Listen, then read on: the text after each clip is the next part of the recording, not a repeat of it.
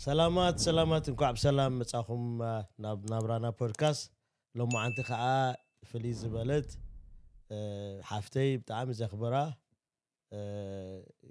محرت بينه وكعميمي عدمنا يالنا قتيلو ياو اسكي ياو my co-host حفتش بزبلت بزعبا ميمي Thank you. أنا ولو ما عندي فليب زول بتاعي أقدس زخنا حبرت سبنا زعبا إنا خنمايت بزعبا أمور وتعنا بعد ما يزخنا تحفتنا اللبزي بالكوميونيتي بتاعي عبي سرح تسرح بتالي كعبنا يدك تنستيو تعنا سنا أمرون تعنا تسرح حفتنا يا لو ما عندي برنامجنا بتقرينيان بإنجليزية يخون مبزحاتو بإنجليزية خووني مبزحاتي بإنجليزية ምክንያቱም ምሕረት መብዛሕትኡ እንግሊዝኛ ቋንቋ ተጠቃሚት እያ ግን ትግርኛውን ስለትሰምዕ በትግርኛውን ሐሳብና ክንገልጽና ማለት እዩ ምሕረት how you doing? I'm great. Welcome to Nabrana podcast. I'm very excited to be here. Do you know what the name Nabrana means, by the way? I think you touched on it, but I would love to be reminded. All right. Nabrana means our life, So anything, anything that to do with our life. Yeah. It could be mental health, finance. I mean, like Nabrana is our life. So, our life has so much, just anything and anything about our life. This is the place to be. So, Nabrana, welcome to Nabrana podcast. Thank you. I love that. I always thought Hewitt was life. Am I wrong? No. Yeah, Hewitt is life, but Nabrana is like literally how do you live Hewitt? How do you live life? That's that's what Nabrana anything means. that impacts you on daily basis. Yeah. It's called Nabra, Yeah. Hewitt is more like tinfas. Like breath. Yes. Nabra is more like the everyday thing, like Nabra. Right. Oh. So the man expert on Yes, the man, our Tigray, he defines He's it a for linguist. نشتي تقرنيا نشتي على يعني حيش. اللي زحوي. our producer. Yeah. So I think let's get into our program. Yeah, Mihret, thank you so much for coming. And then obviously this is something you're passionate about.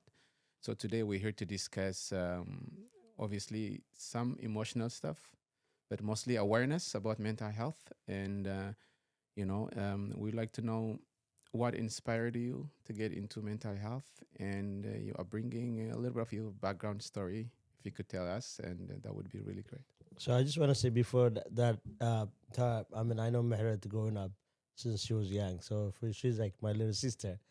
And I've seen her growing up and, doing all the stuff that she does. I know the motive behind her is, we'll go into that later on.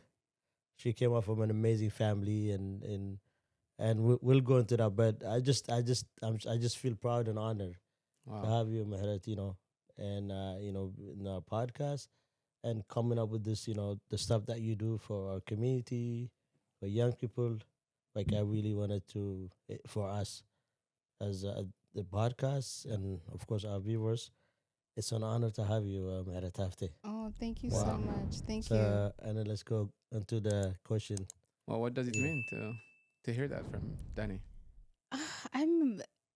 I'm in ways I'm very speechless because Danny and I he's right. We've known each other for a very long time and we've known each other from different phases of our lives, having grown up here in Canada. And I think we've experienced a lot in our life and it's the connection that we're able to keep. He was one of the first people when I moved to Windsor after graduating university that got me my first job here. Wow. Which was in a very different profession. I was a paralegal then, which leads into that question of what really got me working in specifically mental health, which was my experience in the criminal justice system and the experience that I had growing up as one of the first families in Windsor, that's where I'm originally from, who had a sibling with a severe mental health issue. And I remember how people looked at us, how people treated us during that time, and just how the community didn't know what mental health was. We didn't know what mental health was. And that feeling just stuck with me. Like, I would say till now, that feeling of feeling isolated, that feeling of almost being shamed because my sister was experiencing something that nobody in the community knew what it was at that time. We didn't even know what it was at that time. Eventually, we ended up getting her medicated and things like that. But I just remember thinking, like, man, this would be the perfect time for my community to be here for me and my family. And I was very young. That led me to disconnect from the community. And then I told myself as I got older and I started working in the criminal justice system and working with other, like I worked at the detention centers, and I would see other Habesha kids that also had mental health issues. And that was the first time I was like, hey, it was just not my family. There's a lot of families feeling this way. And so I made a vow to myself. I said, I don't want anyone that comes after me to ever feel like their family is different, that we all don't experience things in our lives that cause, some mental health issues. And so as much as I can, I want to normalize it. So that's why today, when Danny asked me to come on this podcast, I was so excited because especially men, it's very rare to have these types of conversations. And you guys to be open to doing this, I feel very proud of us. I feel like this is radical. This is what's going to really change the world. So I really appreciate you guys having me. Oh Wow. That's Thank you, Mimi. Honestly, that's amazing. Yeah, I mean, when I reached out to Mimi, I mean, we started about of course the mental health, but we went on and on and on. Like, I mean, I think the discussion that we had, it could be a worth of another podcast. By the way, it was just on the phone. So, anyways, before we go into the main thing, I think. Of course, the credit goes to you and the household that you brought her to. By the way, her dad, I call him the legend of Aksum. He's an amazing, humble man. The stuff that he does, it doesn't get recognized. I want to say a little bit, if you allow me, before we get in, because it's always when you see people like Mimi or Mihret, there's always also is you got to see the household Definitely. that she came from, like, the family that she was raised up.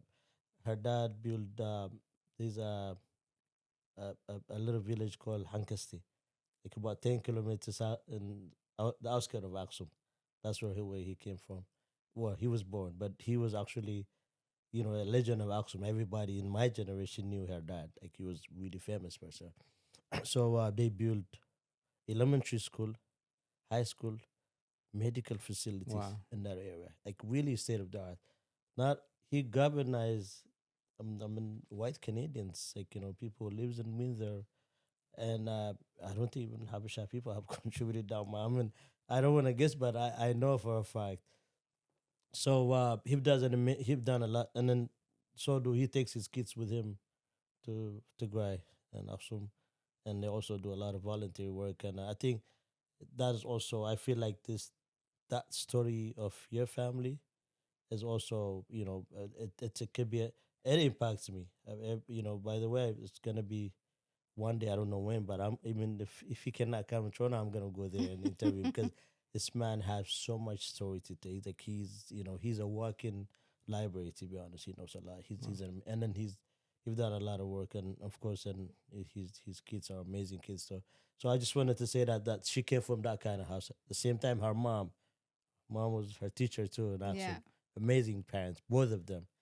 So if you see a strong man, then of course there is an amazing wife or That's a mother fact. behind him, right? Yeah. So I just wanted to when I mention Mimi, I have to mention this amazing parents Definitely, of yeah. hers, right? I think And her siblings as well. yeah, I think thank you, Mimi, because I think one of the reason why we want this platform to be, not only it is a podcast, but also a platform for everyone. Yeah. Whether it's mental health, there is no topic that we can't discuss here. Yeah. And the fact that you actually mentioned men in our culture, we don't really open up about mental health Yeah. is it is true or not. I don't know. I'm not sure because when I talk to some of my friends, I think when we talk personally, we share. I think it's the fact that we don't really share enough in public that we could be a good example to others that encourage. Yeah. So there is there is no good platform for people to share, feel safe. There is no safe space. I think we would discuss definitely about having a safe space within our community to share. But I think that's why I wanna go back into your story, because we didn't really exhaust that story again. So because you mentioned about your dad, it's beautiful that he gave that as testimony in the podcast. Yeah. Because otherwise I would have referred it back to you. But if you could mention this, the inspiration behind getting into mental health, including your family background would be. Yeah, I mean, Danny touched on it. My dad, my mom, they immigrated here. We immigrated here in the 90s. So I was very young. I did daycare here. Okay. So when we immigrated here, I had 6 siblings, and my parents had no idea what to expect when we got here. We moved to Saskatchewan, which was no Habeshas there. Wow. Maybe we were one of 2. And we learned very quickly that we were different. And not only now are we coming from a place, we came from Ethiopia by way of Sudan, but now we're a new country. We don't know the language. We don't know snow. We have no one to, everything is new to us. And again, being older now, I reflect on that time, and I can tell how my parents, instead of saying, you know what, I'm just going to go take the easy route. I'm going to get on the system, which, don't get me wrong, we were on the system. We used welfare for sure, but they were also determined to make a better life for us.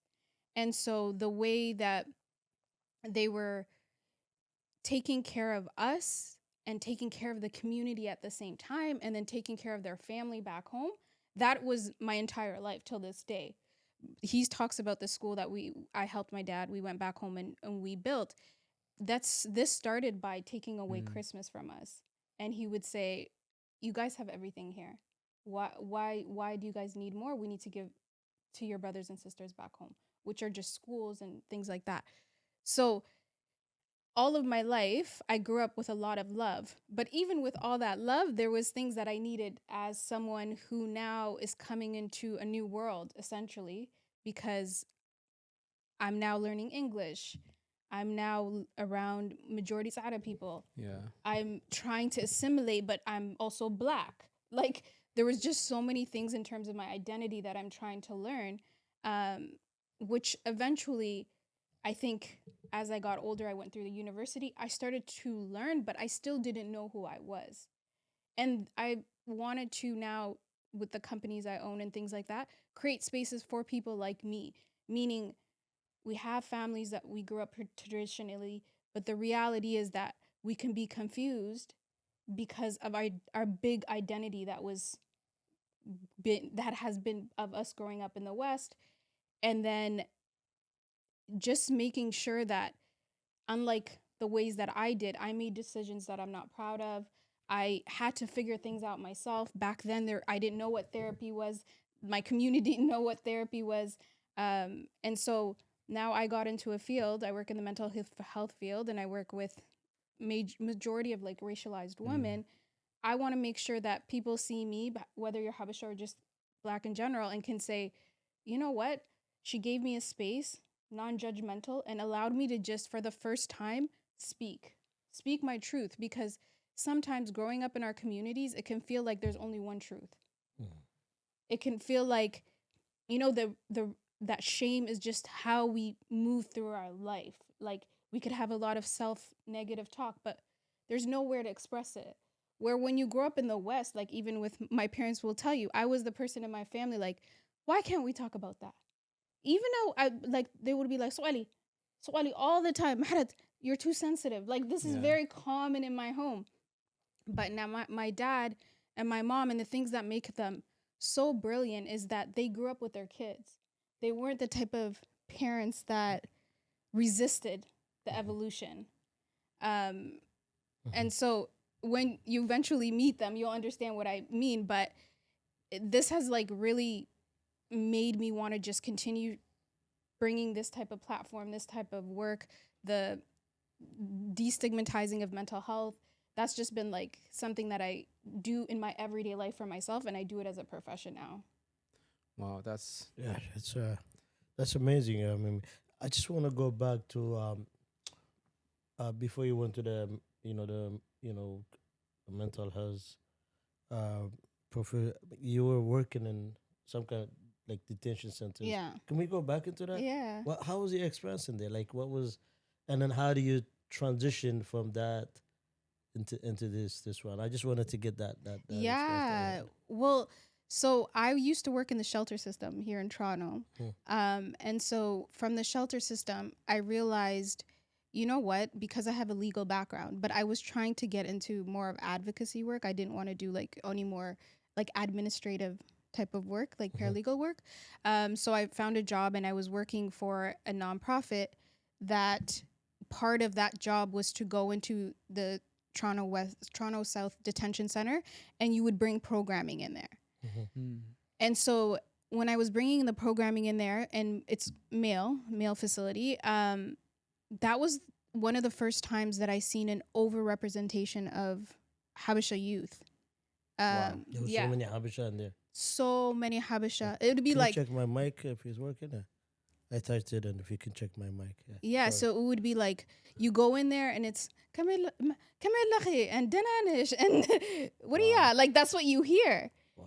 And so, like, the more I went there and the more I heard the young men's stories, I started to realize there was trends of why the boys were in there. And I'm like, I wonder if their parents know. Like, I wonder if their parents understand that, you know, the addiction wasn't, because some of them would have addiction issue. The addiction wasn't the root. It's just the symptom of a bigger issue. And I would start to meet the parents, which would be interesting because when the parents see me and I'm going into the court, because one of the parts of it is like I would end up writing a letter to the Crown's office or the judge to tell them my experience with the guy, how he's doing and things like that. The parents would hide from me, like the Habesha parents. Oh, wow. They wouldn't want to see me. And me, I'm like, you know, diaspora kid. I'm so excited. I'm like, hi, I'm Mihret. Like, how are you? And they're like, is this because you're Habesha, or is they are like that with everyone? No, I think it's just even some with my Habesha. work, yeah. Yeah, because I think we tend not to really want to talk our issues Because they with our have own this- people. I don't know I think they have what this is it. sense of like shame, like I Yeah. failed in my son, Yeah. that kind of Could stuff. be, yeah. And that's something that you can't just beat yourself up. But I think that could be the reason, right? Yeah, Like, you know? absolutely. Yeah, I think that's the reason. Like, Yeah, so I find one of two things happens. Either they like latch on to you that you can fix everything overnight, like hurry up and do it, Mihret, you're the judge, like like get my kid out of jail. Yeah. Or they run from me. Yeah. Like there's not too many in between.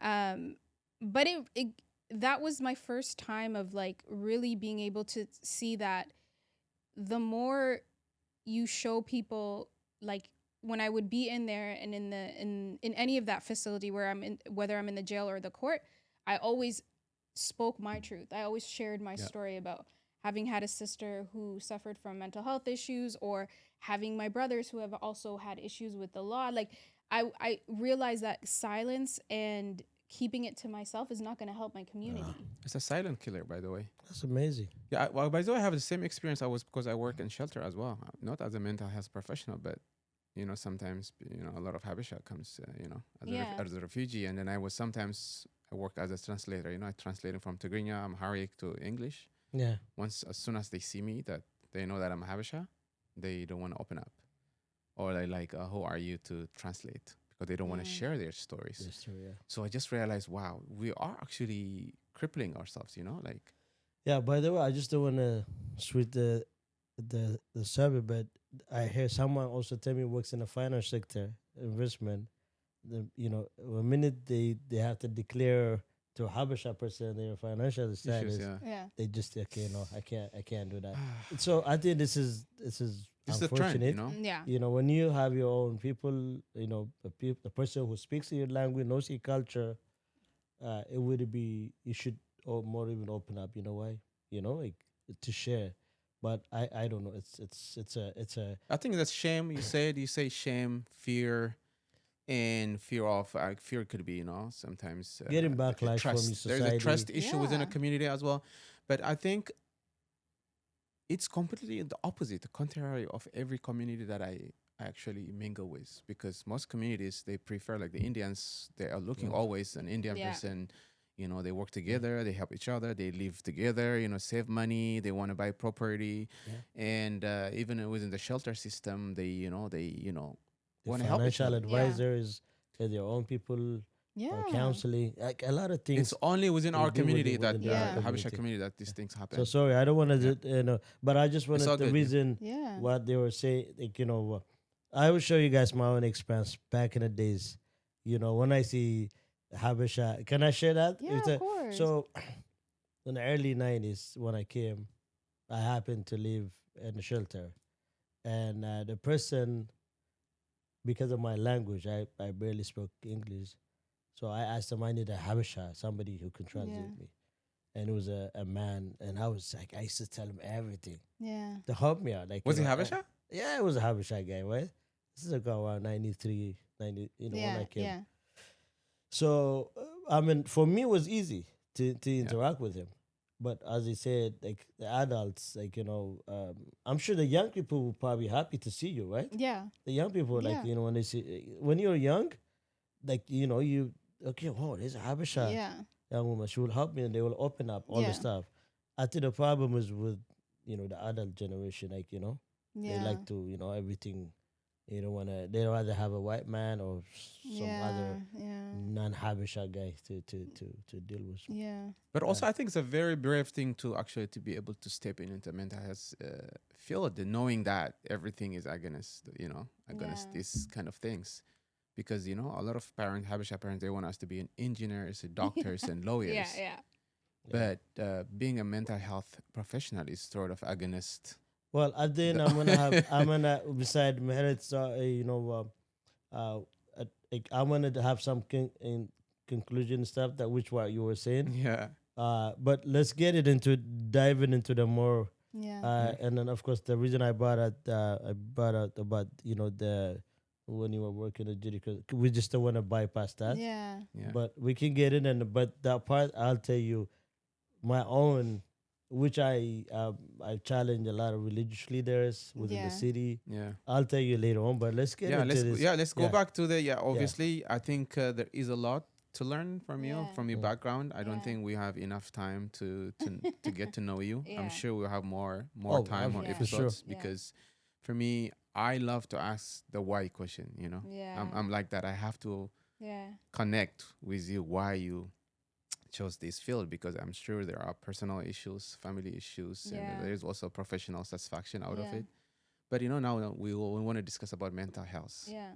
within our community, Yeah. and why is it so important right now, especially Yeah. post-war and genocide within our community, and how should our community navigate mental health, and what Yeah. is the issue, the difference between like mental health and having a mental illness. Most people really directly associate you have to have a mental health issues just Yeah. to learn about mental health. Yeah. So just talk about it. Just share your Yeah. expertise on that area. Well, it's interesting because I've never really liked the word mental illness Yeah. because that in itself is very stigmatizing.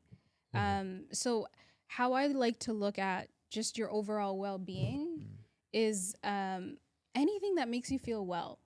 So that can be from how you make your bunna, or the time you take to go outside and sit in the sun, or prayer, if that's something that you're individually makes you feel good.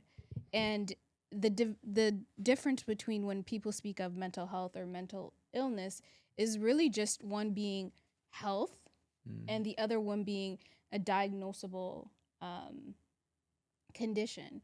But either one is not even really saying much, because when we talk about mental health, it's really like it's a continuum. So everyone at any point can be stressed, just the average person. yeah. That's just the part of life, right? But where in that continuum are you? Are you like middle to the right more? And do you go all the way right? Because which that could mean like, you know what, you might need therapy. You might want to consider medication if that's something you're open to. If you're just here on the left where it's just life factors, there's a genocide, I'm sad, very normal. Like that's a situation and your body's reacting. You're reacting. The challenge becomes when we can't name this.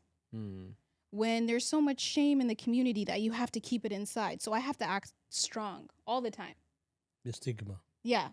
So me as an individual, I'm very sad internally. I can't even do my day-to-day things. The only thing I can do is watch what's happening back home, neglect anything that has to do in my house. Maybe I'll just feed my kids, and that's all I have the capacity for.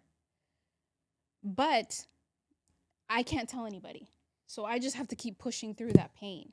I have to keep pushing through that pain, and that's all I'm going to do. Where will that lead eventually? Will it lead you to go further past the middle? If you're not adding anything that's going to help you feel better, whether that's, you know, part of our culture that makes us beautiful is that we're very interconnected. Bunna is a beautiful ceremony that you sit, you're undisturbed, and you're having these beautiful conversations about different things, and you're within community. That's part of well-being. I think where we're at right now as a community, if I'm just being very honest, is a little concerning, right? Because we've just got really focused on the issues, and we can't really look outside of that. Like it's grief on grief on grief on grief, even in my own parents' home. Like when I come home, I myself have a different experience with that because the way I experience the war is a bit different than the way my parents chose to do it. You know, there's some people, I know you guys were talking about how active you were during that time. I can't imagine what it did to your bodies and what it did to yourself as a person.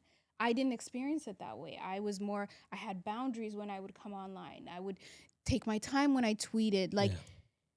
So I'm just concerned that there's a lot of grief that we're all collectively holding. And so that's one of the reasons I really wanted to have this conversation is also just here and ask you both, how are you both doing?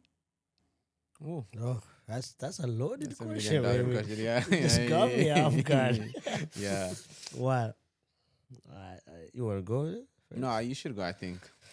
I mean... because mine would be... Danny, I feel like Danny have been working on himself because he always looks the most. No, but you know what? I don't know, but mine may take a few days to talk about. Let me just say a few. I mean, it's a big loaded question how I'm feeling. Yeah. You know, probably the toughest time of my entire life, you know, the past 5 years. Yeah. You know, and to a level even my kids kind of noticed, by the way. My older daughter told me, she told her mom, actually, she didn't tell me. I think Tigray genocide has changed Dad forever. Because she sees me more day and night, you know, emphasizing more about Tigray.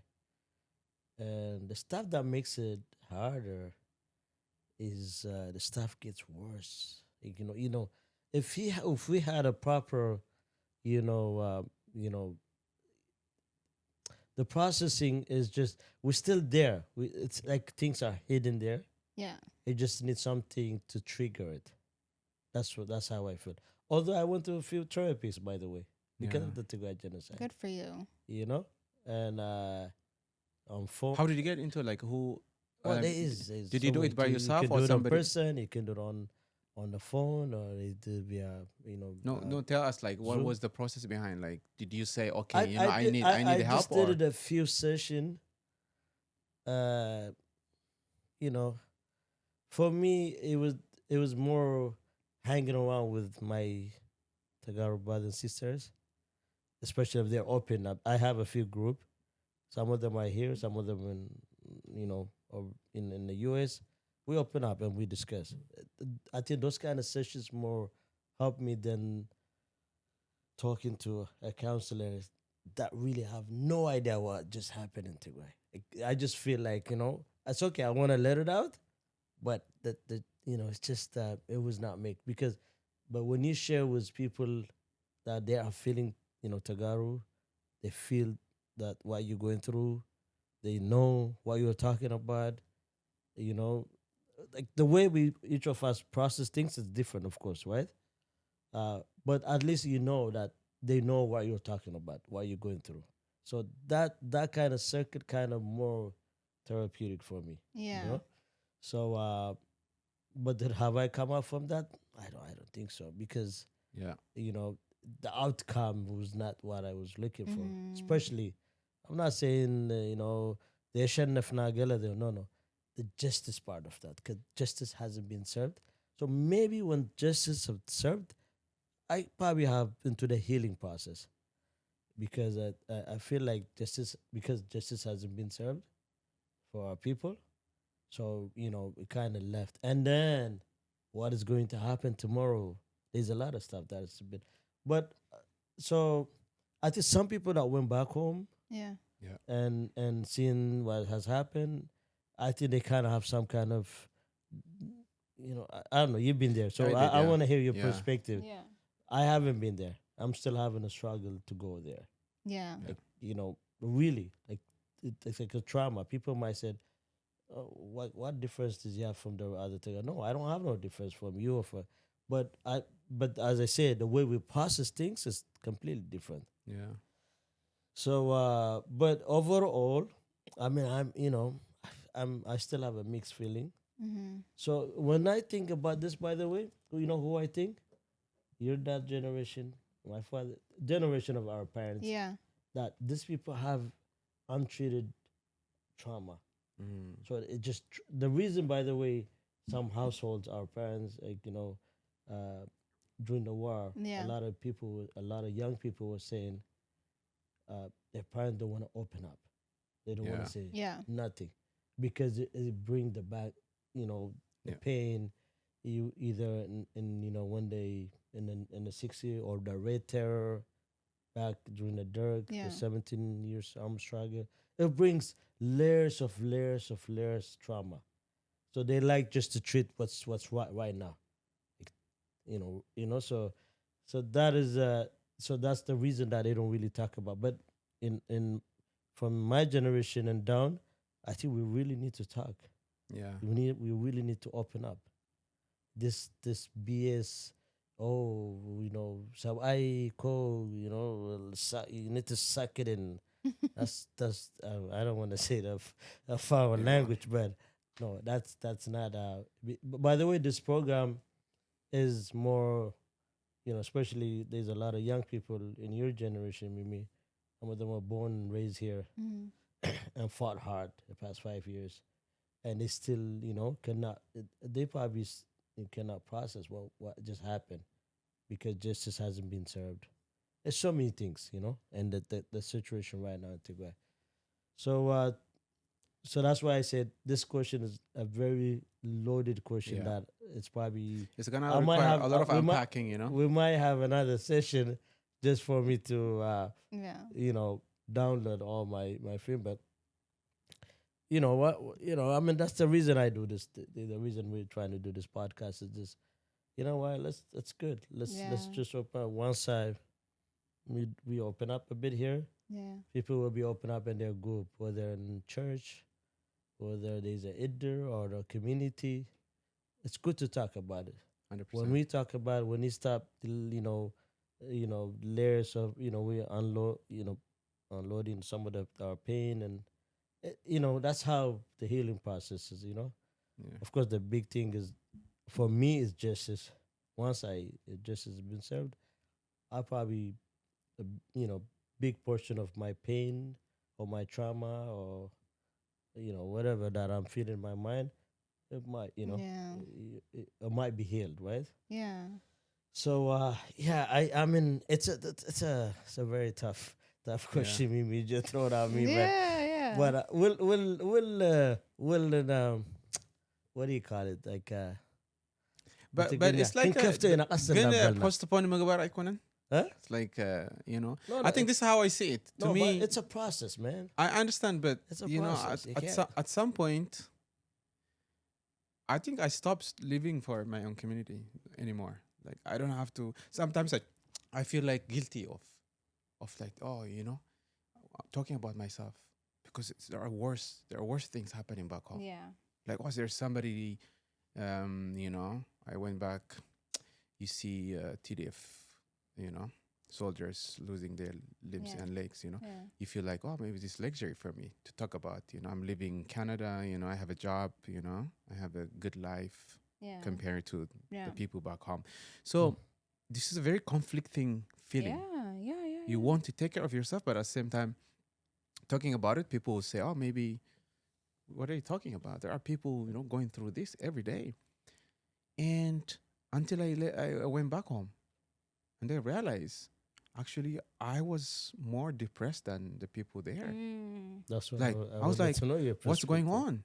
Yeah. And partly because of the information gap, because people there create their own system locally, how they, you know, taking care of each other because they have a community. Yeah. Here, it's we're so isolated. So I worked from home 5 years in a row. So all day long, I wake up, all I hear is bad news. But Bad news after but bad is that news the after reason, or they've seen the worst of things? Like I mean, I don't know how I they do think- it because you know what? One thing I know is society have their own. You know, if you don't have access to mental health issues, people also create their own system locally, to because you know they can talk over coffee, you know, and Yeah. they can share. They are more connected to talk about what happened to their neighbors. Yeah. Here, you can't share those things Yeah. because if even Clubhouse, if you remember, Danny, all we talk is about politics. TPLF versus this, you know, the Ethiopian Yeah. government, Eritrean government, this happened, that happened. We never talk about ourselves. If you share that, and everybody is kind of depressed, Yeah. and you know, until we lose someone, you know. Remember in Clubhouse, like to me, that was a threshold. Like, why, if I don't take care of myself, how am I gonna take care of my own community and my own family? Because if I don't take care of myself, I cannot take care of my daughter. Yeah. Take care of my mom. You know, I have a lot of family responsibility. So I realized it has to start from me. At some point, I shouldn't postpone my feelings anymore. I take care of me. I take accountability today. And that's when you start doing small things, you know, starting from breathing, waking up, gratitude, and then also avoiding all this negative news because I can't control it. So, you know, every day you hear negative things. So I just realized, okay, let me slow down. As much as I love to be informed about what's going on back home, but it's not helping me for my. So there's a threshold for everything. Yeah. So I stopped listening to all this. so did Bad it news. help you going back home and so you know, and you know, Going back seeing home, what's happening yes. there? Did it? I went there first of all. You know, when you see the mountains, you know, we're from Tigray. You know, as soon as you see the mountains of Tigray, you just kind of feel assured. Forget the Because- mountains. The No, people- listen, you know, it just starts from it because to me, she said it's very comprehensive, you know, your Yeah. feelings, you don't know how you're I going to know, be I know, feel, I you know. know, like for me to be able to even to go back, Yeah, imagine, and you you know? see the Yeah. people how. Yes, to be They- detached from the land and the earth that I was born to, you know, it just, you know, No, there's yeah. something as much as I love Canada and then I'm from here, but also part of me is there too. So you feel, you know, you kind of a milestone Yeah. for me to be able to see your family, you know, and to be able to see your friends. So, and also, you know, you see a lot of sad things. But when I arrived in Malaysia, you know, and then, you know, I took this minibus to Adigrat and then gondarinya derfugala kasama kalaka, you know, in the Gabina, like Ovila, like, you know, the same people that we thought, you know, they committed genocide on us, people just normal, they don't care. So it just frustrated me. I even told the driver, like, why are you opening such music? Like every music and I did the afro, you know. So I was like, what's going on? These people don't understand what happened to them, or is it me? Like, what's going on? So I just want to do it. Did Ask he tell you? people. Oh, you're a diaspora. Okay, now yeah.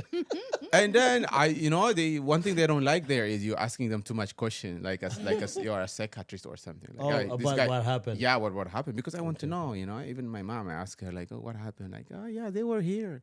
We gave them water, you know. Even one day, this guy, a soldier, I don't want to mention from where, but like he, because there was curfew, they can't, they have to close their doors, after 6. Some of them, they sell soa mess, like just to survive.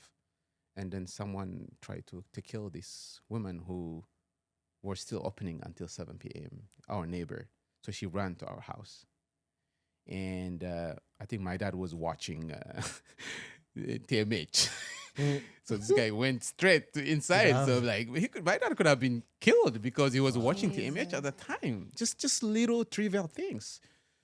When she told me these stories, oh, Mom, you have to be very traumatized about these things. Oh, these are normal things happen every day. People get killed everywhere. That's why I think, to me, the resilience, and then the Maskal holiday comes, everybody getting together and then enjoying life. And to me, I learned 2 things. One is our people they're numb, sometimes when too much pain. So there is a lot of unpacking to do there. That's going to have a generational trauma again to our kids, the next generation.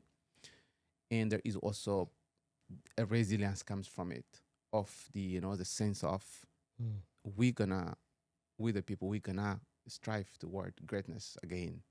We're gonna have more kids, more children.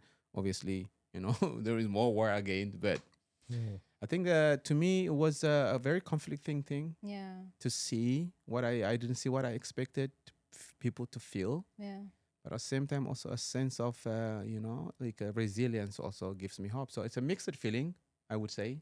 So you can see, by the way, from him, a healing process taking place in. To some extent, yeah. But for me, not being there, it can still there. Like I still have to unpack a lot of layer of stuff. No, because everybody told me that. Sorry, I know. Yeah. Mimi, she's a man. She's examining her, diagnosing her by now, obviously. She's like giving us a No, it's a safe space. It's a safe space. Yeah, she's giving us some. That's why I don't mind. See, that's when you have someone professional mentor, you tend to vent out, So we're venting. I want to feel heard, We're venting out. If it was someone else who tell me like, come on, even there, I have seen worse things. So I think that's when we start normalizing. But Dad, you are our producer. We want to give before we go to Mimi. Yeah. What do you have on this, man? Like, you should just speak in Tigrinya. I think. Tigrinya ستزار مدعو. Well, mental health come to the boloto like no عليه كم زي misconception نيرنيو يرداني نبرن جن قدم أربع عامات I spoke with one psychiatrist. He's a doctor here, and I interviewed him actually. Okay.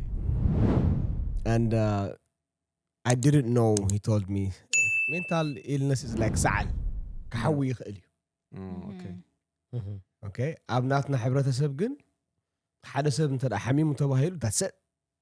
Yeah. يذكر إنه قلعتكم إن you guys probably remember. زخونا حدا سب depressed كوينو زخونا ساين ملكتات انت رأيو. وتم قلعتنا يتي جزاوتي مليسك أخذ حممه تقولول حمم دابلنا. إمني دربيلنا.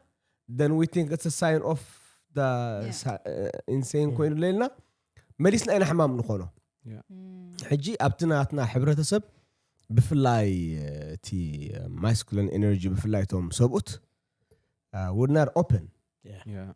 جي دحر تي culturally خا تي ناتنا we are wired in the wrong way.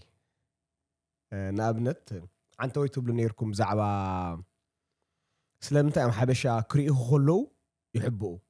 Right? مسلالو أبانا. انتايز بهالمسلالو. واشتغى حمل ملايو زبانكا ودبو اير ايو. Yeah. Do you understand it a little bit? A little bit. وش كبدغا حمل ملايو زبانكا خا ودبودي ودبوان اير ايو. That means like if you have poverty or some problem, don't let people see it. Cover it. Even if you're hungry.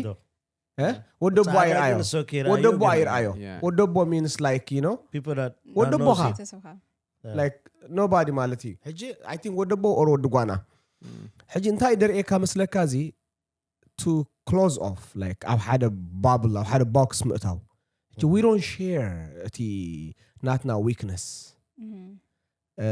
by sharing እቲ ናትና shortcomings እኮ we're closer to heal Yeah. ግን we wait until it's too late yeah late ምስ ኮነ ከዓ there is no healing mechanism around you it's going to get worse and worse and worse because stigmatized ክትከውን ኢኻ ትምርዖ ተረለኻ ትምርዖን ኢኻ ክትሰርሕ ተረለኻ ትሰርሕን ኢኻ already ጽሉል ወይ ሕሙም ዝብል already it's attached to you Yeah. ሕጂ overall እቲ ናትና awareness እቲ ንቕሓት ሕማቕ እዩ ንኣብነት achievement ክኸውን ከሎ we want everybody to see it like everybody to see it ፀገም ክኸውን ከሎ ግን በቃ ዋላ ካብ ምሕዋይ ዋላ ካብቲ getting help ኢና ነብስና ንኣሊ ሕጂ እዚ mental health or mental illness whatever ታሽ ብጣዕሚ ሞር ከማን ክዝረበሉ ዘለዎ ሞር ክስራሓሉ ዘለዎ ወይ ብፍላይ ኣብ ዝናትና ኮሚኒቲ Yeah. أنا personally no علي حجي I have a hard time sharing my weaknesses. Of course, who wants to, share weaknesses? Ginka, we suffer, especially when هابتون كبلت أنا حجي. I know it's funny, like when you go to Tigray, up Tigray زول لسه دحرزي genocide see, موري حوي خابت بزدق زول. We were talking about داني هولك زي, ولا بتاس frame سألون mention تقبر نيركا right? ولا موسيقى أو نعلل نيرنا بزح حلفة. You're still out. And people that up Tigray the Logan already passed through it. They moved on. They moved on, but you haven't. I don't know if they moved on, but They let's cope call with it it. they moved They on. find a cope- way. They find a they way f- to make the best decisions with. Yeah, no, they cope. They have a coping mechanism as well. I don't know سا حسيبات له تخون بر أب مكرا زول سب أب تما أخر سلزلها you find a way. It's our nature, I guess. I don't know. علنا خمس instincts مش علنا. وين لوم دو ويكا escape نقبر. yeah هجي yes أقول له يلوم دو. سو هم كنا أبدق سلزلنا بزي. It's hard, and we don't have enough support system around us. Yeah, that's I think that's- amazing. I think By that's the what- way, our audience, that's the man of wisdom, our producer. Yeah. Behind the camera. The man One day behind. دحان كنك على عينا. Thank you, Madawi. Again, going So, back to let me as a give- community again, Danny, Yeah. like because I want to also Yeah. you can follow up with a question, but because this is where I want to distinguish between this collective grief as a community and individually accountability that we have to take like as an Yeah. individuals, like how of course as a community. Because mental health is this a community thing? Is this something a personal? Everybody has to really work on themselves.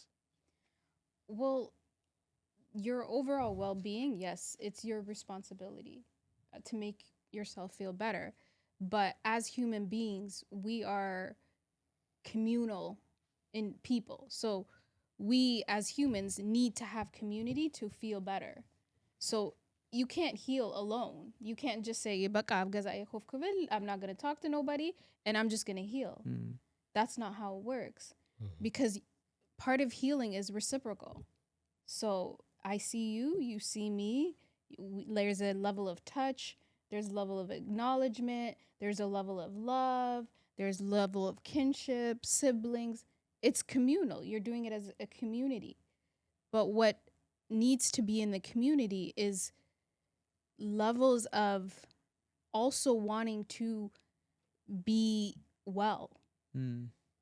So we come together in Hazan, like we do a great job, We'll come together in genocide is a perfect example. We rally together. We made things happen that people who have populations that are like not even as big, like we're very small, but we did impact that's huge.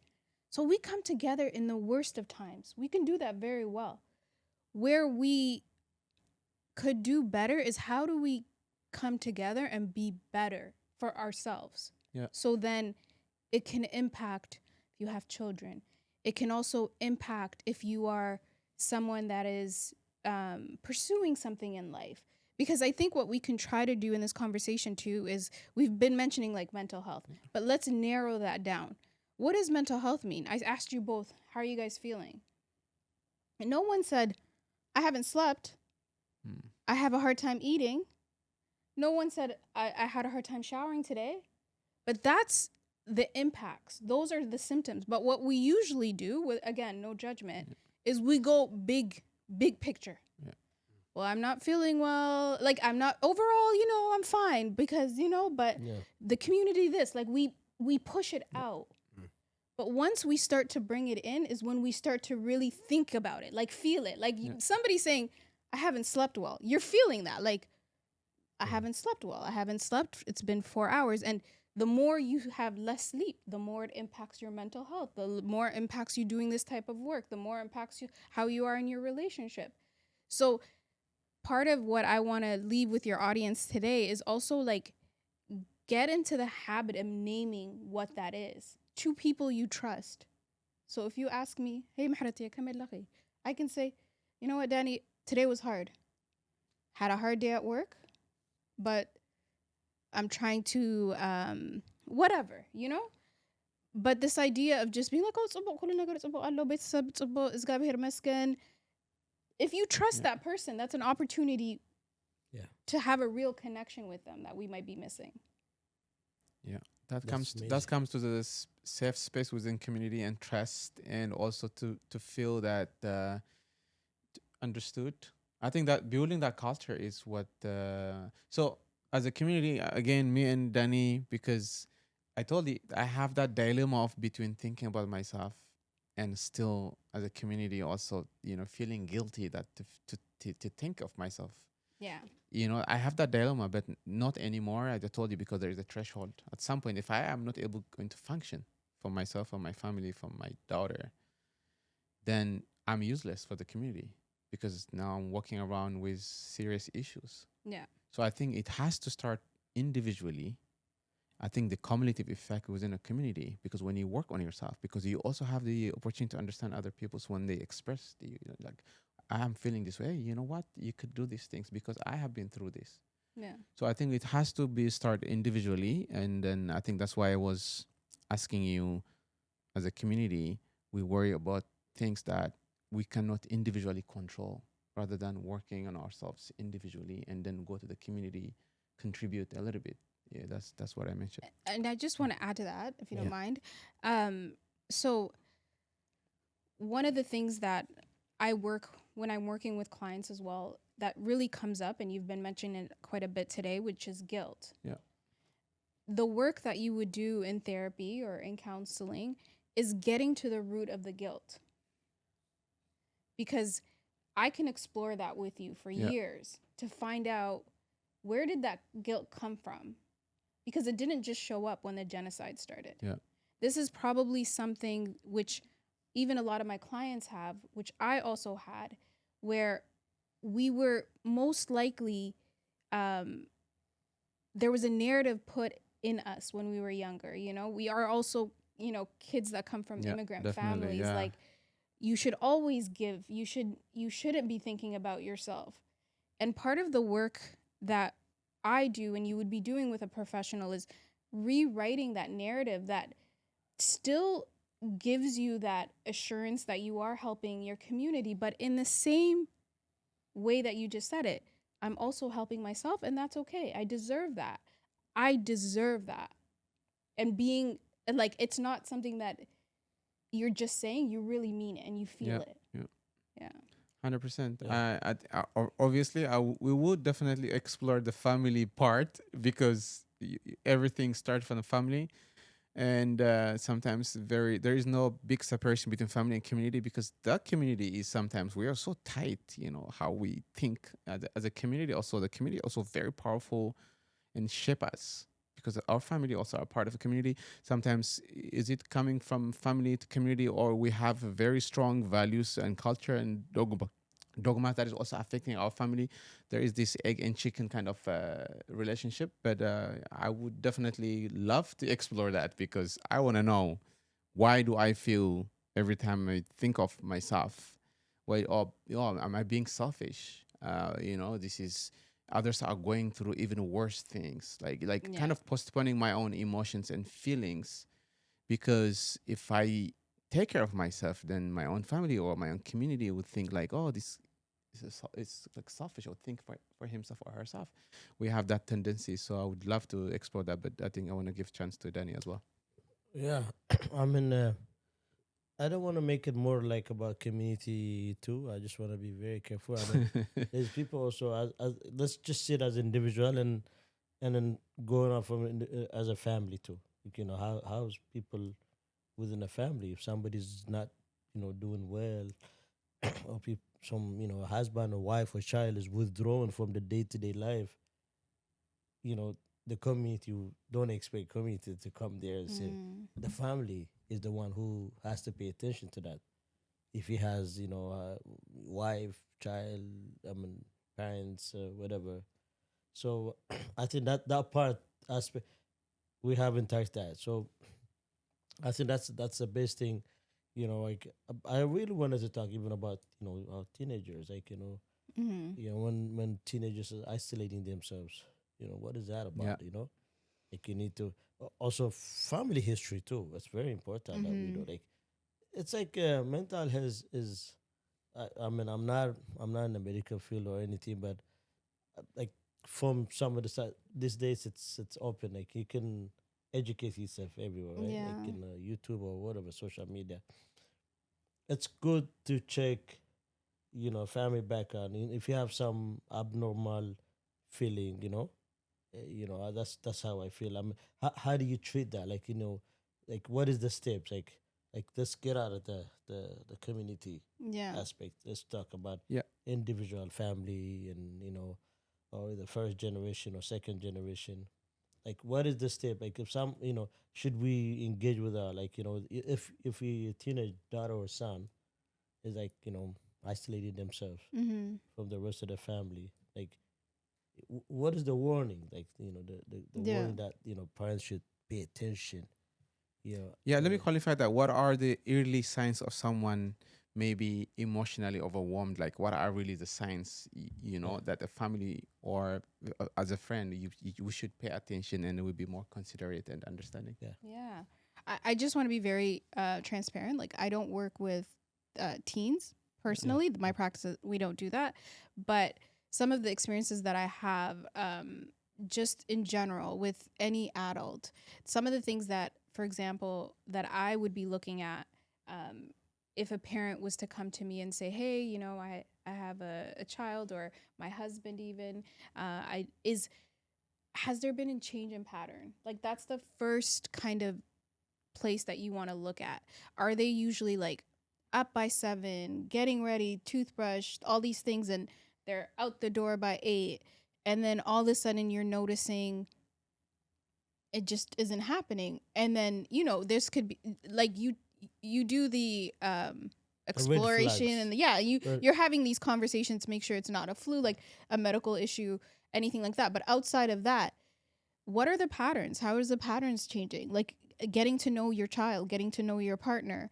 Are they starting to withdraw from things that they find joy in? That's usually like the first tell sign of something is, my daughter used to love to read.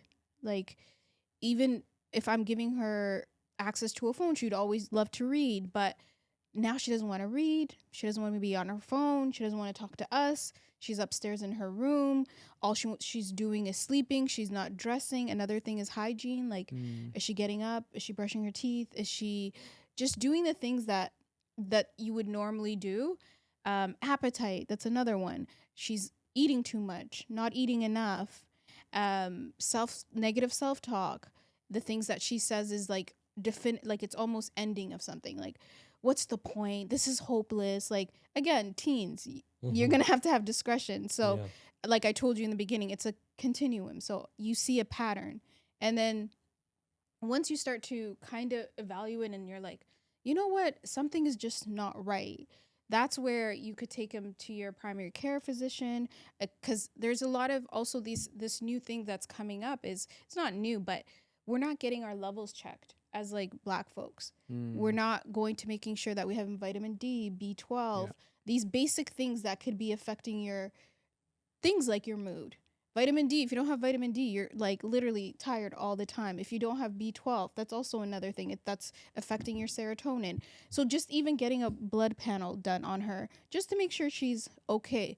Then maybe the doctor's like, oh, okay, I do see other things, but they have, like, I in my clinic do an assessment. I have part of my job is to do 2 assessments. One is for anxiety and the other one is for depression.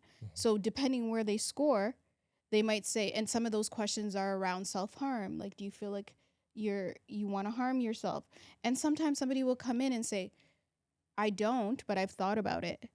Which for me as a clinician, that's actually a very normal thing. For someone as a parent, you might be like, what? You've thought about it? But the reality is, and the doctor would know this, is that ideation is pretty normal. People think about harming themselves. We just don't talk about it. Yeah. But that for a parent, again, for anyone that's in your life, it's noticing these patterns and then if needed, having a conversation with that person. And then if that's not working, then escalating it further as needed. Yeah, I think, thank you, Mihret. I think you were talking about, mental health around teens and youth. I think we have a similar topic regarding generational differences between how older generation could be within our communities or anywhere, or carry emotional experiences. Yeah. And how generations better understand each other. Because parents and kids, I think I'm a parent. I have a daughter.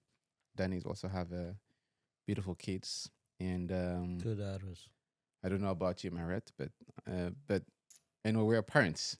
So there is some form of generational gaps. Also, we have parents as well, mom and dad, which we have a different language on how we express our emotions and so on. So if you could touch into that area. Yeah, that's a huge that's a huge topic. The generational trauma, the generational good that's all passed down. I mean, within just speaking to my family dynamic, when I first started my own work, meaning going into like therapy and just deciding that I wasn't feeling okay, the first emotion that I remember having with one of my therapists when I finally was having some, like, I've built some trust with her and I started opening up to her, was I started to feel anger towards my parents. And as we talked about earlier in this podcast, I love my parents. Like, I would never trade them for the world.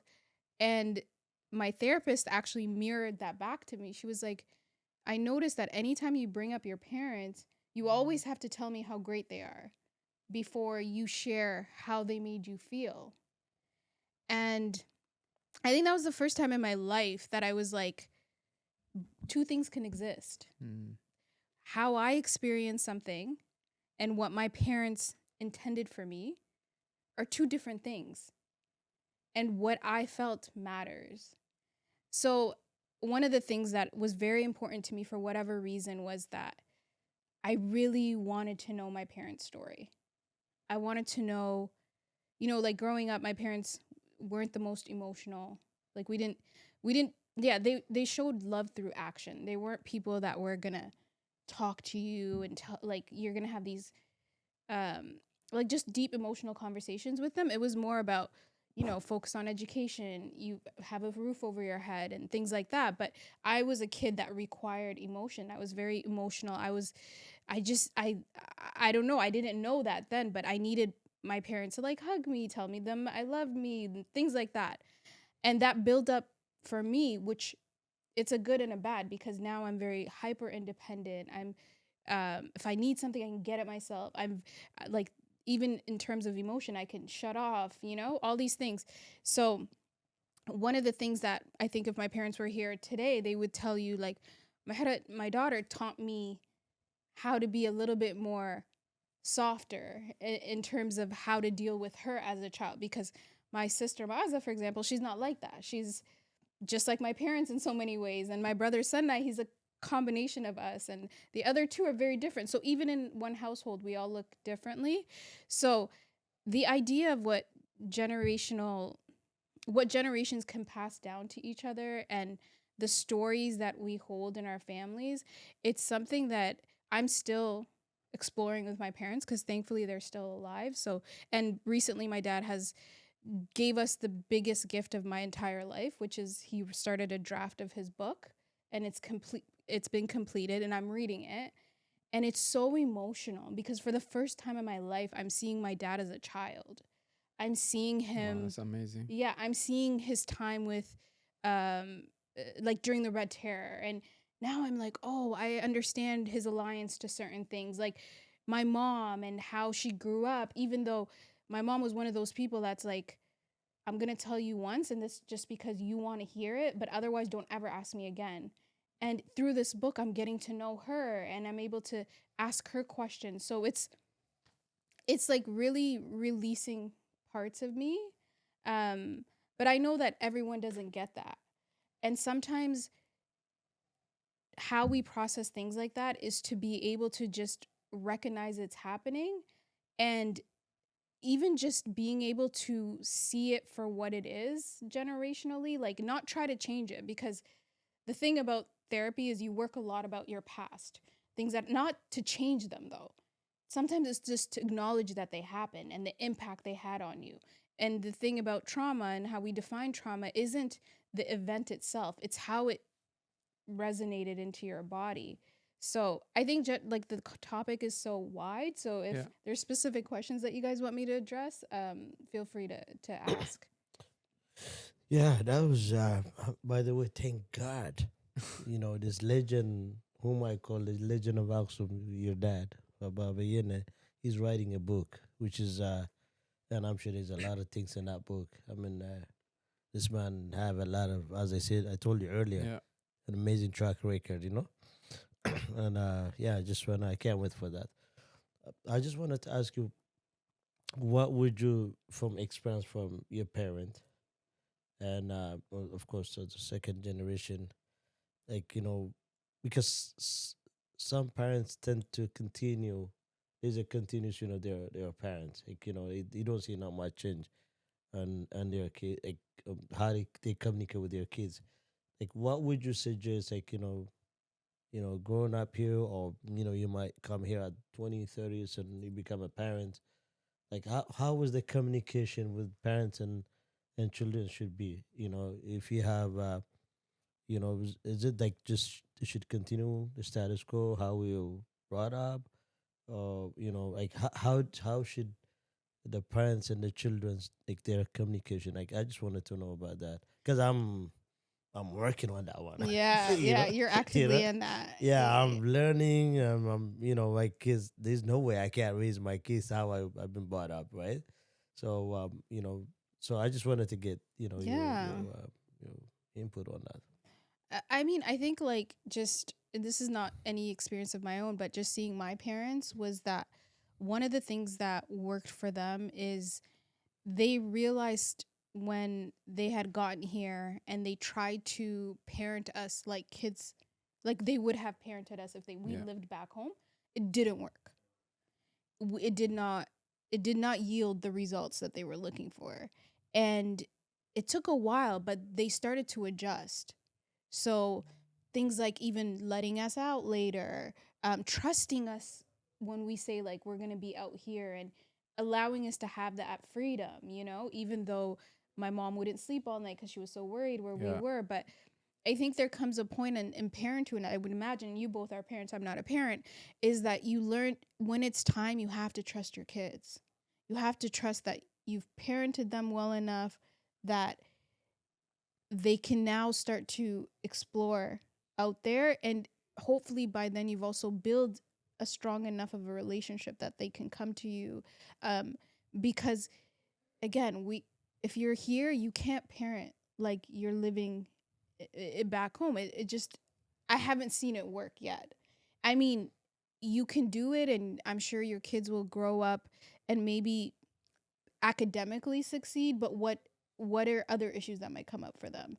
And that's the thing. Even earlier you brought up, we're like primed to be like doctors and engineers, but that doesn't mean that they're going to be happy, or that doesn't mean that their mental health is going to be okay. There's things that ultimately could still not be okay, but academically they could be successful. And I don't know about, I don't imagine parents that's all they want for their kids. I would imagine them they want to have full lives, and there's a sense of like fulfillment there for them as well. Yeah. I just want to do a follow up. It's amazing point that you just brought up. Trusting. I mean, I wanted to know what is the age that the children will try. You should trust them, to do things, whatever. But the other thing, we feel like as a parent, like we are the one, we should teach them, we should guide them. But as a parent of teenagers, I think the same time I also learn a lot from them. Especially like, like been like like let's say committing, like like let's say if I say something, I have to be loyal. I have to be able to provide that. Otherwise, hey, daddy, he said this, and you're not doing You have that. to be consistent and Yeah. fulfill the promises that Yeah, you and make to them. by the way, I learned this at the early age.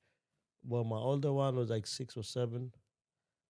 She's now 15, and I used to be just read books.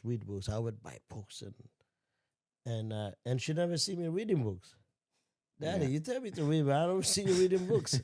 I think I mentioned that last time, and But I that think was- I think you have a lot of books and you love books. I know and you love books. Though. I'm not. I try to root very moderately, but it hit me like not only it's not about the book, but if I say do this, Yeah. then she should be able to see me doing things Yeah. too. It's not only me saying it. So so the reason I know it has nothing to do with the topic, but our kids wants to see us doing things more than what we say. Zigwar hamawal girna kanarium idelium. That's how it. I don't know. Give her. Like you have to live by example. Because you have mom, to, dad tell you have to do it, right? Mm-hmm. Good. You have to do it. Gerka. If you promise, you have to be able to fulfill that. Yeah. And I learned that from them. Not only is so that's the other thing I wanted to say was, what was the red flags that you see? Okay, communication is not deteriorating, or there is a lot of red flags that all their mental health is not all there. Like I need to talk to them, like that kind of stuff, and how I should engage with them. Like it's not like by provoking them or like putting them down. Like what was the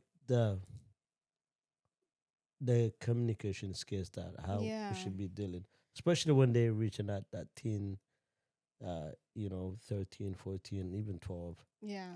So I'm always, just because I'm still learning and trying to improve my communication skills with my girls, because by the way, I always say that my investment is not the house that I build or the money that I save. I think our investments are our children. So at the end of the day, to be honest, you could have $1 billion.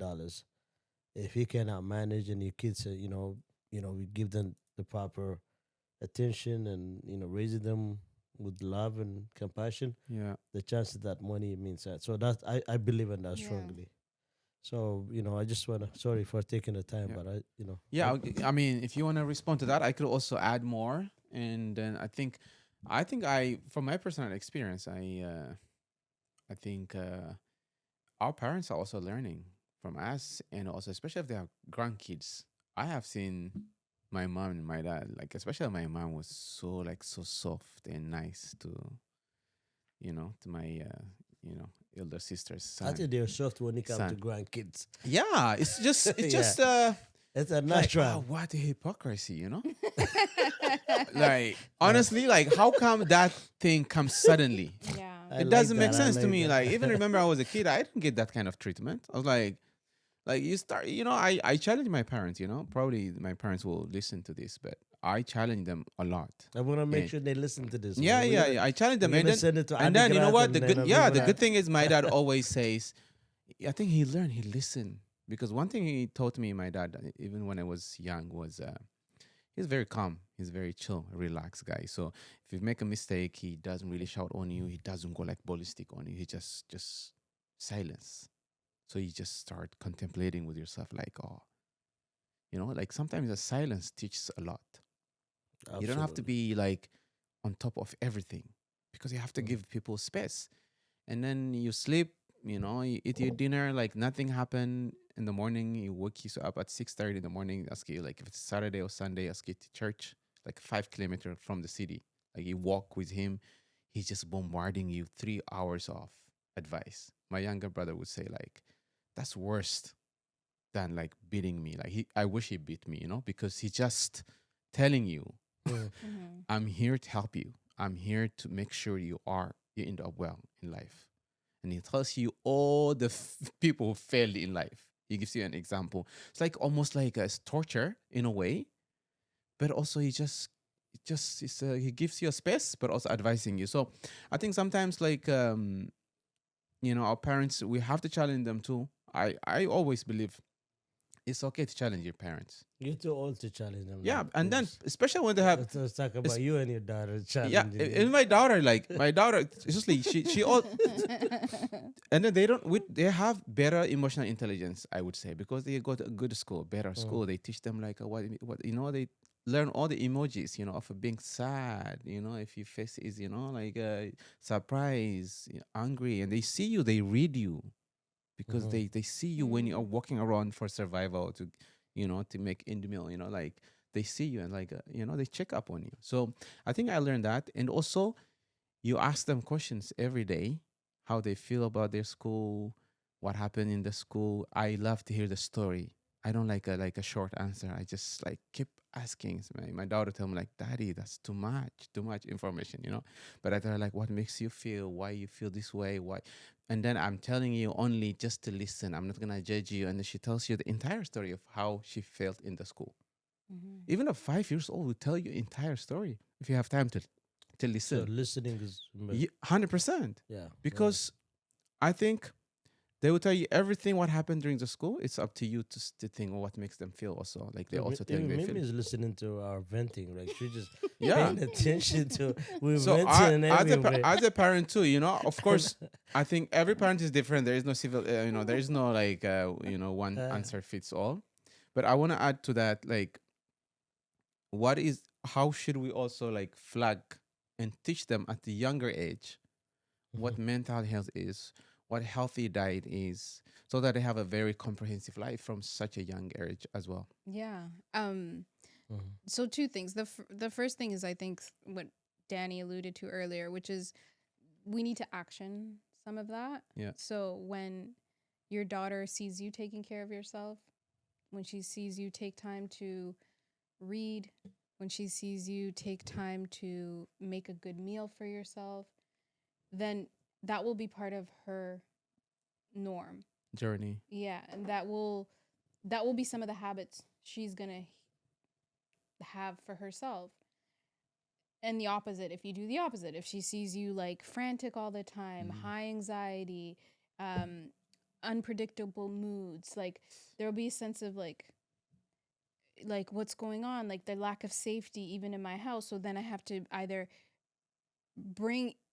be somebody else to impress my parents, create a different character almost. So that's where like we have these things that we build, people talk about people pleasers, etc.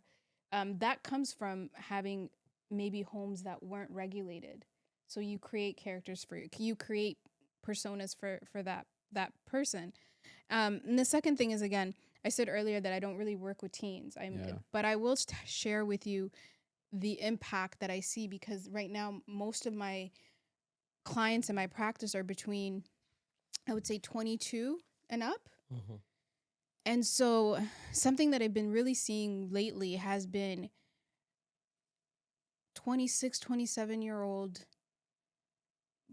young people who ultimately have their masters. Some of them have very educated, but cannot make a decision. They have crippling fear. They can't move out of their parents' house.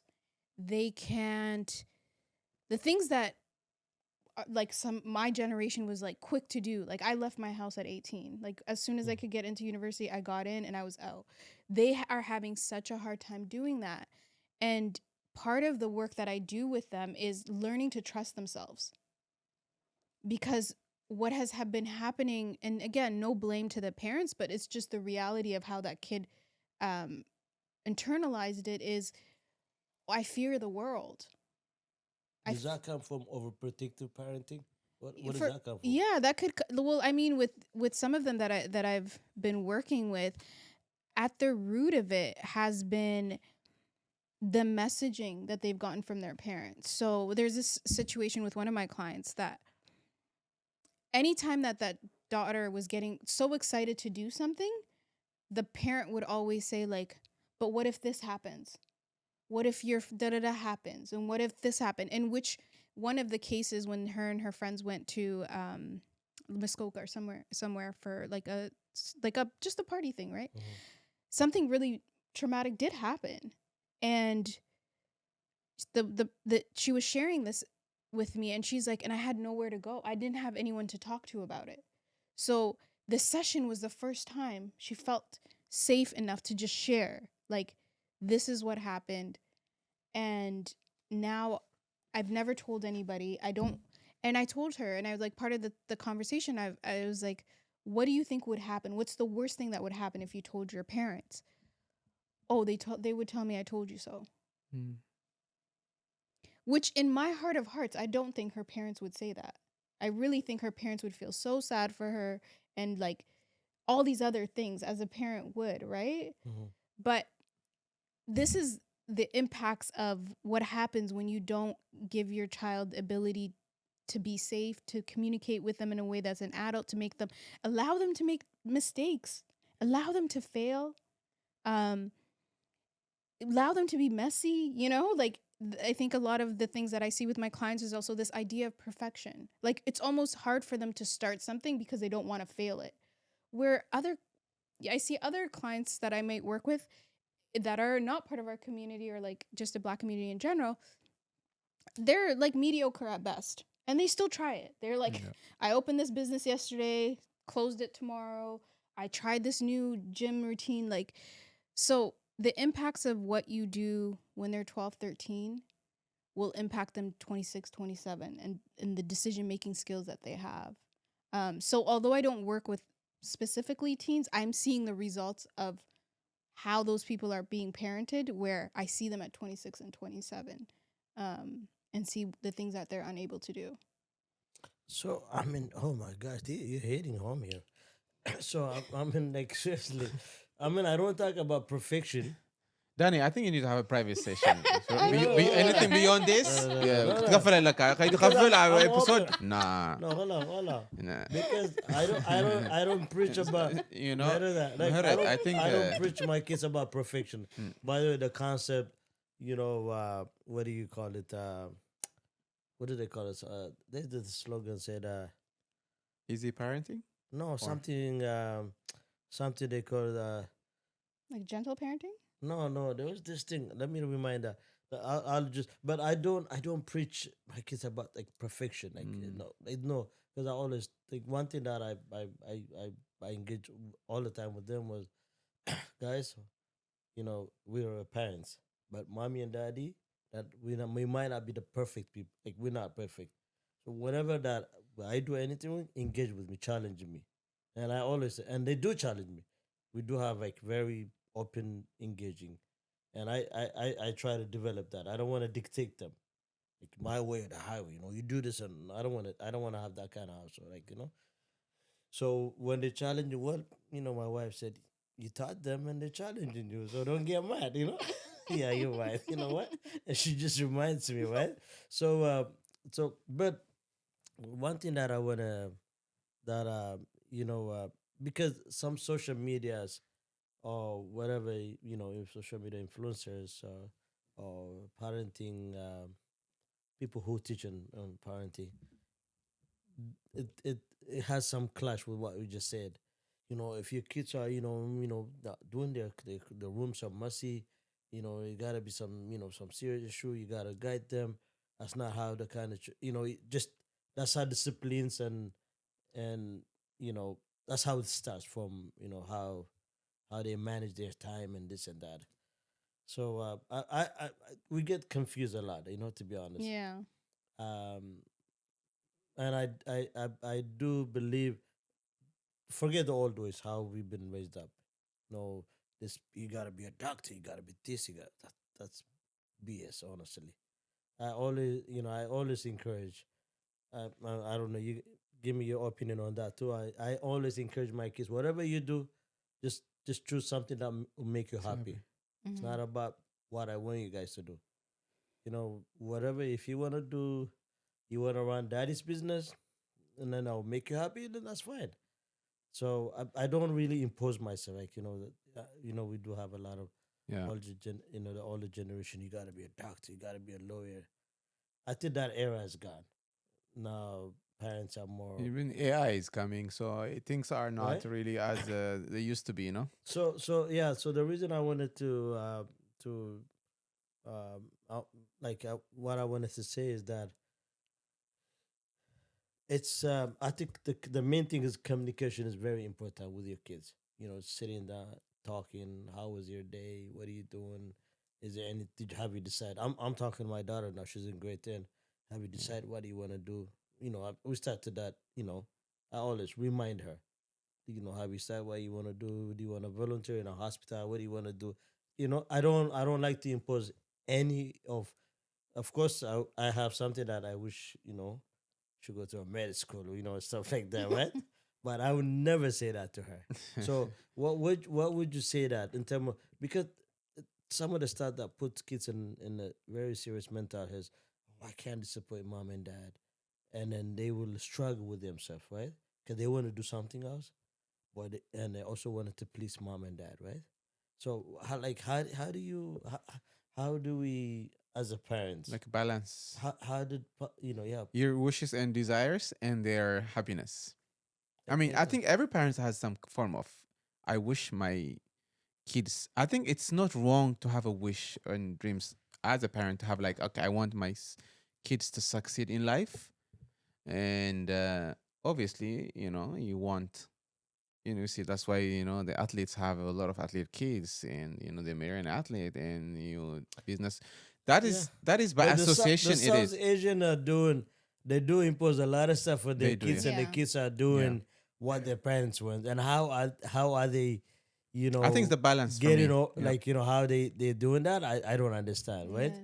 But when it comes to so I just wanted to know, what your thought on that, because that is also has something to do with mental health, because you're imposing your belief system on your kids. You're not trusting them. I know what's best for Yeah, you, and You all can that add stuff, also your right? personal stories. I mean, if you were like, Huh? if she could also add her own personal Yeah, stories. yeah, yeah, Yeah, absolutely. yeah. Yeah, I mean, I want to just like, first of all, like, just validate both of you. Like, I think even having this conversation about being a good parent or what doesn't take, it makes me believe that you guys are invested in your kids and genuinely care and love for your kids, which Mm. is ultimately like the biggest gift. And you're both present in your kids' Oh, thank lives. you. So that in itself is more than whatever other questions you may have for yourself. So I think one of the things that I want to offer you both is, in this process, like, the idea of being like this perfect parent, or those are also things that doesn't exist, Yeah. right? Like, you're doing the Mm. best you can with the things that you have, with the knowledge that you have, and whatever future life your child has, good or bad, you'll still love them, absolutely. right? Like, That's the main thing. you're still gonna love them. So I think that's like the one thing with parents I see, even that come into my practice, is like over fixated on saying the right things to their kids. Are they giving them enough screen time? Not like, are they not reading enough? It's like it's a bit of like anxiety coupled in with, they've given like their identity to their kid in a way that Mhm. there's like where we have to like kind of start distancing that. So Could be a trauma response of like because you don't want to do the things that happens to you now. You overcompensating on them, sort of, from your past. yeah. I think that's also over perfect. Try to be also perfect parent. That is, it's a lot of anxiety because kids every day, they're messy. To be perfect all the time. I think there should be a balance. Also, as a parent, you also have to be happy and healthy. And then they have to be happy and healthy, and then you meet in the middle. Yeah. And that's let her finish. yeah, and then no, I want to. I want to hear your conclusion. Yeah. So to just that point though, it's like those things about whatever you're wanting for your parent. As a parent, I'm always going to encourage the parent to think about themselves, because what is the investment if your child doesn't accomplish whatever, or you did pressure her too much? Like, the outcome doesn't always mean that they're gonna be disasters or they're gonna do this. Like, I think it's just, for me, it's like you're just a reminder to parents to have a lot of grace on themselves, that even again, like, my parents are great parents. Were they perfect? No. Did we always have something to eat? Did we have a roof over our head? Do I ever think that, like, if anything had gone wrong, I wouldn't be able to, like, my parents wouldn't get me out of it? Like, absolutely not. Like, I always knew that no matter what, and the more I learned it is when I grew up, I was like, oh, people don't have this. Like, I remember when I first moved to Toronto, they're like, wow, your parents are still together? What? You grew up, like, my family, we always eat at the family table. Like, since my whole entire life, to the point where we don't even have a TV upstairs in my parents' house. And now my nieces, the same thing. We all are upstairs. It's loud and we're eating and we're talking. That's always how I grew up. Yeah. And so that's beautiful. Yeah, and my friends come over and they're like, you guys are like the Cosbys. Like, that's what they used to say to me. And I'm like, what? I'm like, what? My dad's so strict. Like, my dad's this. I always had, like, I could have wrote an essay about what I thought my parents could change. But you grow up and you're like, especially the more you get to do the work because you have access to therapy and stuff, you're like, wow, I had phenomenal childhood, the good and the bad. And I think that's what I would, like, want parents to lean on more, even in our community, is like, man, you're doing the best you can with what you know, especially if you're in, like, this situation. You guys are learning, adapting, thinking about things like this. Like, my dad wasn't thinking about, not putting pressure on his kids. Like, he was like, I have to double down because they came here older or whatever. So I want to offer that to you. I don't know if that answers your question, but that's what I'm going to say to you in this moment. No, you did. I know our programs. Yeah, sorry. Our program is coming. I mean, we're heading to to our conclusion. I just wanted to ask you, what is the red flag of called a household, which is red flag for a child for mental health issue, whether it's grown up or and also red flag, quote unquote, a household red flag that will impact the child, when they grow up, for mental health or other, addiction and stuff like that. So, like I just wanted to focus as a parent. What would it be the red flag for me to see, for any parent to see their child is not in a very good state of mind, and also a red flag of household, like, that will affect their children's, after they grow up, something that that will affect them. I just wanted you to, and then I have to. You will have. I think you kind of ask her, like, in the different forms, in terms of, like, what are the early signs of mental health issues and parenting. I think for me is, I think we have a lot of personal stories because we all grow up in a different household. And I think, as she said, accepting that your parents did everything they could and they tried everything from their upbringing, their experience.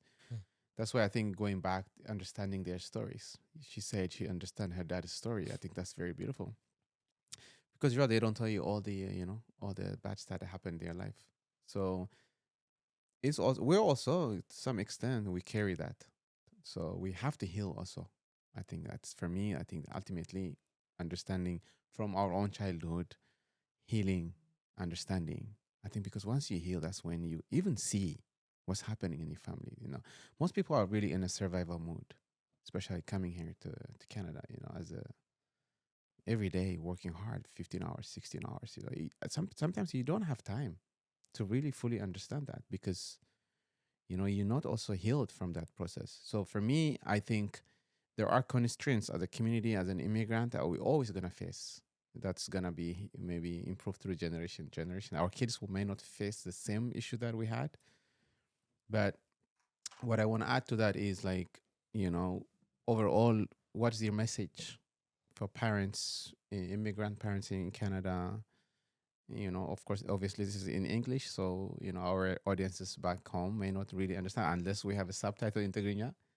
But what if you could give some tips and messages to parents, and to really be compassionate and kind, not only being providing the food, the clothing and housing, but also to really be, even now, it's not late. Even if you're in your 50s and 60s, still can be more compassionate, more loving, more caring, more understanding.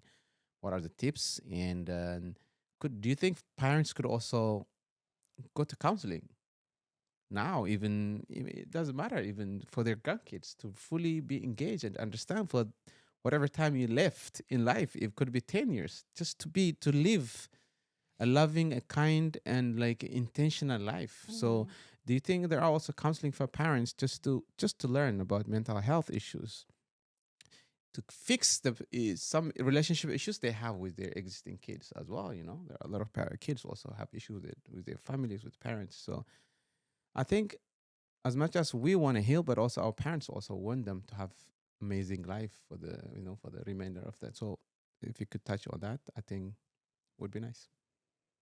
Yeah. So as I would say, as a daughter of immigrants and someone that's learning a lot about myself, my community, all these things, I want to first touch on, we've been using the word healing as a destination, but I just think that it's very important to know that there's no end destination. Like, it's not like you heal and then you start life. Like, it's the way this life works is you have pain, you have a lot of bad happen, you have a lot of good happen, and ultimately what you're doing is wanting to feel the good more than the pain. And so that's forever. It's a forever commitment. So there's this idea that there's a healing and then you're done and then now, like, I can live my life. But I just want to make that clear. There's no end destination. It's a forever process with yourself. As far as, I think that anyone can seek help, whatever that looks like for you. Again, I'm not here to say therapy is the only way, there's a lot of research, there's a lot of doctors, people in this sector that say that, and even Indigenous folks, for example, their healing comes through nature, the way that they are in their communities, the practices that they have every day. So it's not that you need someone to do this work with you. So just finding different ways to connect with yourself, I do think it has a trickle down effect. So if, for example, my parents, my dad specifically, he's very open that when he needs help, he will go get help. And that's something now he's mirror for me as an individual, right? Like now, because I'm like, if I need help, I'm gonna go get help, whether that's from like my brothers or I'm gonna go get help from professional, but that's available to me. I don't have to suffer in silence. So to my community, to my Tigray community, to your podcast community, I'm just going to always remind you that you do not need to suffer in silence. You are not alone, and that there's so much love here. You just have to find the people that want to hold your hand with you. But there are places, there are contacts that you can make that will be there for you. And I hope that by having conversations like this, we make it safer for people to have these conversations and not suffer alone, and not, you were sharing about how your friend unfortunately ended his life recently, that we never want it to get there. So just learning how to create these spaces where people can just be themselves. And I think that's ultimately the work that I hope to do. And again, these conversations are a step towards that. Wow, that's a very beautiful conclusion, honestly. I mean, beyond my expectation. Obviously, I think for more help, like guidance, I think reaching out. How could that's also, I want you to plug in yourself. How could people reach out to you if they, after this program, they want to really help, also want to talk to you, also even for sharing resources? If how available are you, and if you could also really share that, that would be great. Yeah, I would say if you're in immediate emergency, there's always the non-emergency line. So 311 is always going to be your best place to reach out to, and just letting them know what you're going through, and they will. Yeah, sorry. I'm just sorry. I mean, 311 was for people who reside in Canada. So Yeah, because yeah. our audience are all over the Oh, world. okay. I can't So tell you let's- what's let's- in let's Ethiopia be- or Yeah, like yeah, Tigray. yeah. I'm sorry. I mean, we might Yeah, but have- I think more of your social media or yeah. your presence, if you could, I mean, do you do like a Pers- private session? specifically for pers- hmm? Hmm? specifically for people who lives in Canada, Yeah. and I'm sure people from, in the US or Europe, they probably have their own. Yeah. Yeah. But Yeah. I mean, Yeah, I mean, But you we're c- you talking c- in the Canadian yeah. context, yeah, but yeah. but sorry. Yeah. What? No. I have few questions. Okay. Yeah. You want to في go? أكون في كخدم جينا يجن. Yeah. كيف كم تابع زعبا faith. I was about to go that, but Importance you, of faith, like No, because that's what I was gonna go at the end. I'm gonna have a message. There's a loaded of topics that we're gonna go okay. next time. So yeah. that's why I didn't want to go in there. you want to Sure. conclude it, yeah. I want to at the end. I want to mention those things. Yeah. So, do you want to? Look, I don't know. This and then that sense of community. That was another Yeah. question. Maybe, So- maybe for next Yeah. episode. And then another one was like, if you can remember, is put it on. Another one is like, for example, you guys mentioned about the Asian community. Yes. No, They because don't assimilate. No, they Kan don't. mas nako. Manada tayo di masika ba? Let him finish. Let him finish, Danny. Yeah, Huh? you would So I don't take a minute. forget them. Yeah. تخيلكم just. Oh, we No, تخيلكم سحازون مو. oh. You can discuss it. Yeah. So حاجة تاني نقبر. I'm gonna say Mimi a final remark be ile. Yeah. I'm gonna give it to Mimi. So make Yeah. sure you can. So after No, أنا حجي حطوني. Yeah. On this episode, no, I think with the way I see it, with Mimi we're gonna go so many of Yeah. like No, I just feel if you willing can have, to come? because we wanna do at least 3 episodes on this topic. Because you can see us, we're like ready Yeah. to You guys are excited. Yeah. we're Yeah, ready to be I think vulnerable. This is. I think we didn't dive into. this is, by the way, this is the- personal and emotional stuff yet. Probably at some Man, point. Yeah. this shit is like the one people will release from our bondage, man. We're in a lot of freaking, the how we've been raised up, the freaking problem that been happening in our people.